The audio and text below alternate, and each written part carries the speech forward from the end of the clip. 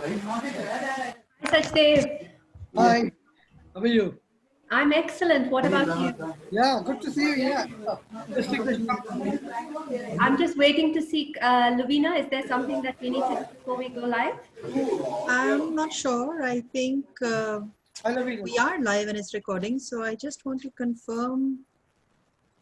Okay, hang on a minute.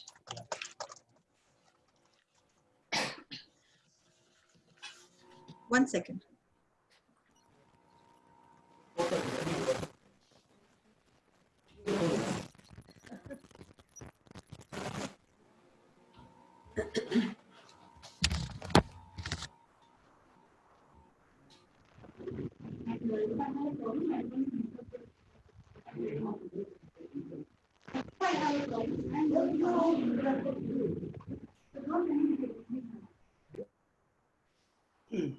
Thank you for your patience, Sachdev.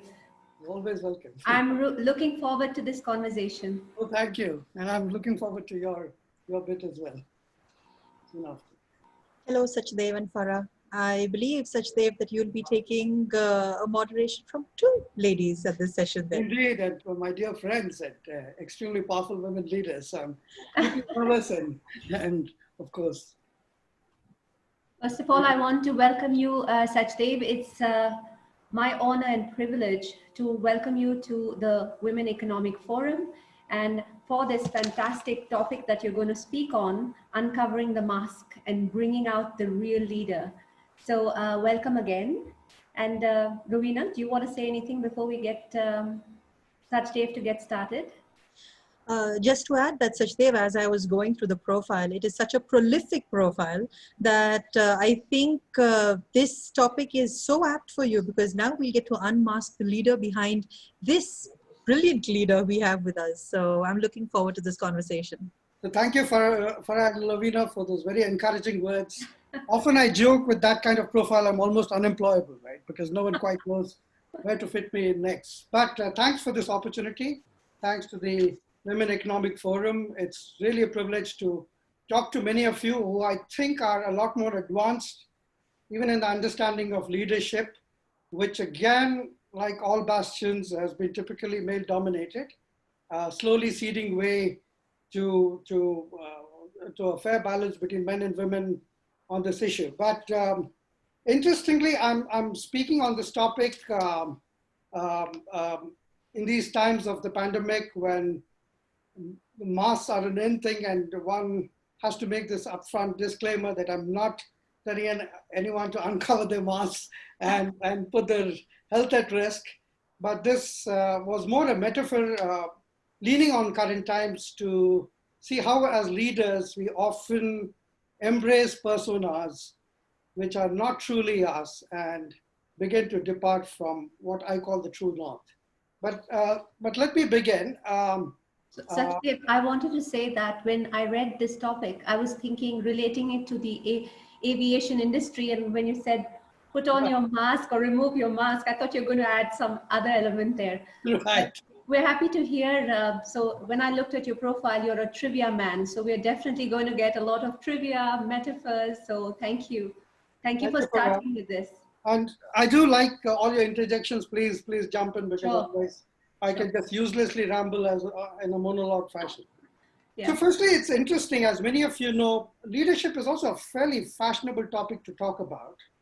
A current Google search said there are about 2.5 billion citations on anything related to leadership. So if you ever were to put any book or compendium of sorts on the subject, it would be a fairly large tome, larger than any of our religious textbooks or myths. So I think that's one. Interestingly, followership tends to be obviously thin. It does no one any good to say you're a follower because that's seen as low down the totem pole. You are a flunk waiting for, or the galley slave waiting for orders to be barked on upon you by the captain. And if he says row harder or jump higher, that's what you will do exactly at the risk of your life or health. So the point is, I think, I wanted to demystify this kind of concept of leadership, much that leadership tends to have some gravitas in larger companies as you command larger workforces. multicultural workforces across borders, where cultural sensitivities are important. It's important to understand the context in which you operate, because downsizing may not necessarily be in vogue in a social context and may be quite appropriate in a more capitalist type setting, right? So when you work in those contexts, leadership clearly is a more complex fabric to paint on. But having said that, I've always been a bit of a contrarian. So every tea boy I've worked for in every company, I've always regarded as the CEO of tea. Because if he gives you a bad cup, then off goes your mood, you make an awful presentation, and your life or career could be at risk when you're presenting to the board, right? So I think, or if he puts an extra cube of sugar into someone deeply diabetic, he could send that person's health into a great spiral, right? So the point I'm saying is, whatever you do in life, if you do with a certain zest, passion, intensity, bring your full heart to it, then that to me is the concept of a leader. Many of us chase that, including me for the longest time. It feels very, very grand to have a CEO title, including labeling ourselves on this forum, right? Suddenly, if you are seen as the search engine filter shows you as a CEO, you'll have more requests to connect as opposed to someone who may be equally capable but may not have labeled himself a CEO. So my point is, there's always the fashion of doing that. So at the risk of my humble thoughts this afternoon going awash in those several billion searches of Google, I will still venture on and soldier on and talk of something that I think all of us are deeply passionate about. Farah, I know you're a great executive coach. Lavina, I know you have great understanding of the human condition. So I think this will be a nice conversation. I think I'm in the right room. Right. Absolutely. In fact, I was thinking when I read your title of your topic, I'm so inspired by authenticity in leadership. So I was looking at what is it that Sachdev is going to add about that element in these times today. How do we keep our mask, Right. rid of our mask, and how does authenticity really come into play? Perfect. So let's just make this a bit of a fun storytelling session as well. So you talked of me being a trivia buff, and I kind of went back into the labyrinths of my mind to say, when did the mask start to have any sense of a calling or an appeal to me? So clearly, my wife Anita and I we were in Venice, obviously holidaying. That city seems to have a mask shop in every corner, right? It seems to be a tradition of sorts, as well as the baristas make coffee or they make biscotti or anything else. So the point was that the thing fascinated me. And then, of course, Venice has the carnival, as is in Rio or other places. All older cities of the world tend to see it as a period of festivity. But the interesting part, as I dug into Venetian culture, was that it became a time, the mask provided a leveling field of sorts, because noblemen and peasants could actually mingle given the anonymity provided by the mask. So in a sense, if you fancied someone and he or she was not of your social class, the mask provided you that alibi, if you might, to go do what maybe your heart sang for. So I think that was, a very interesting use of the mask. And further to your earlier point, masks have multiple uses, right? There's the welder's mask, as people bring together two pieces of metal. There's the mask we have in the airplanes, again, a rescue act thing. There is the mask, the oxygen mask that again brings us back to life in a ventilating situation. But this mask is more about perhaps more the ornamental thing, something that you see in Kathakali as a dance form where various performers use the red or green or other colors to depict a certain mood or take a certain personality, right? So, and interestingly, again, going back to Venice, women, so then the carnivals were banished because some other order came into control. And then women were then forced to wear something called the bauta, B-A-U-T-A, which was a mask that they had to wear if they had to go to theater. And so they'd rather enjoy theater, even if they had to cover their face with a mask. So the point is, it seemed to continue to have its use in and around Venice. Some years later, we, of course, went to London. We were at the Her Majesty's Theatre. around the theater district in around Pall Mall, and we watched the Phantom of the Opera. Andrew Lloyd Webber's great production. It was houseful. Around Leicester Square, I managed to get some cheap tickets, but we got seats and not standing room, so we're okay. But the interesting part was, I think, the Phantom's magical opera. And for those of you who don't quite know the history of it, this was the so-called the Phantom or the Ghost who occupied the opera in what's called Palais Garnier in Paris around the 1880s. He hovered around. He somehow hung a stage assistant from the roof and then disappeared. So man was found hanging, but no kind of fingerprints, if you might. Then there was this soprano with a brilliant voice called Christine, who sang so angelically and mellifluously that the Phantom was in love with her. She was in love with Phantom, but the Phantom unfortunately had a distortion of the face. He was not exactly pleasant looking.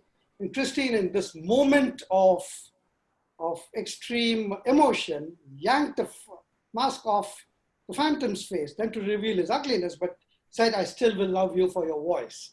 And there's Raoul, the Viscount, who's in love with Christine, but when he sees that Christine's love that should have appeared as a more what I call vibrant face seemed pale in pallor, conveyed to him that she was not quite in love with him. So the point is, the mask sometimes provides you, the uncovering of it is the moment of transition where you've crossed the Rubicon. It is the first step to whatever is the new world. It is the resetting moment. There is kind of no going back on things or relationships or places. So sometimes if you are planning to go into the future, you have to leave your past behind, quite conscious that you might just have memories of that. So that's perhaps just the tale around, yeah. Thank you, Sachdev. That brought back great memories. Phantom of the Opera is my favorite as well. And Mine too. just looking at how you're bringing demystifying leadership today and allowing us to see it from different lens or different masks, what it allows us to be. Right. It's a very interesting perspective. Right. So I'm just wondering what would you like us to take back from this conversation about masks? Right, so let me just belabor for one slightly longer moment. Sure. The interesting part of the opera is the Phantom knows, while of course he's playing the role in current times, that he's wearing the mask. Yeah. Several hundreds in the audience who see the Phantom knows that he's wearing the mask, right? The Phantom knows that the several hundreds in the audience know that he is wearing the mask, but no one talks of the mask. So as you undertake leadership positions and you build this patina of protection because you had to behave in a certain way to belong, then often that becomes second skin and it starts to distort what you are fundamentally as. It's not your true self. You are a useful self, but you kind of fit yourself into the cogs and the wheels of that machinery. So. Wow. Sachdev, I just Sorry, wanted go to ahead. add, when you spoke earlier about the mask and the perspective of leadership and even followers there is a sense of leadership that we have even when we recognize that we choose to follow. It's a leadership aspect, to fully take back and say, no, I choose to lead by following someone who is a visionary. And also the entire mask perspective of Venice or of any of the masks. The thing is that not only is the mask what they see from the outside, don't you think that it is also the perspective that it lends the mask wearer, of the mask they wear, of how they see it? That's the perspective also that they bring in. So maybe through what lens are they looking at? So that's a very interesting thought, Lavina, because often I think in the build-up so far in this conversation, I've made it feel that it's all negative connotations around the mask. Sometimes when you go into battle, imagine me as General Alexander, me thin, small, frail, puny, riding a horse twice as big as me, and then trying to subsume anyone into submission, right? So the mask might portray me as someone truly larger or more ferocious than I am. And so exactly, it has its advantages. And so Very no true. gainsaying that. The Yes. point is to know that you're wearing the mask for a particular outcome, but then you also know that you should remove it when you go to bed. I mean, it could kind of come into Yes. good sleep. Which brings us to where Farah began also, when it comes to authenticity, that we recognize that we are wearing a mask. And even if we don't take it off when we go to bed, that there is a mask that's still around and we have an authentic self that we choose to lead with. Right, absolutely. That's a brilliant conversation, Sachdev. Thank you so much for sharing that insight with us. Right. And on that note, we have a very positive closure to this moment. Farah, would you like to do the honors? Absolutely. Before I share this surprise, Sachdev, I want to thank you for this really interesting and insightful conversation, because you actually brought in all your interests of art and architecture, and you know where your passions lie, and your storytelling really brought this to life. So thank you so much. Really enjoyed this conversation. I'm sure our viewers did as well. So as a token of our appreciation and love, we at the Women Economic Forum would like to honor you with the iconic leader creating a better world for all. So congratulations and thank you very much for your time. Thank you both, Farah and Lovina. I think it was a fantastic conversation. I wish we went for longer, but clearly you've got a great line. I know when you're having fun, this Time just flies. Yes. Thank you so much. Thank you, Lovina. And thank you, have a Farah. great day, Sachdev. Thank you. Bye-bye. Thank you, Bye. Sachdev. Thank you. Farah. Bye-bye. Bye-bye.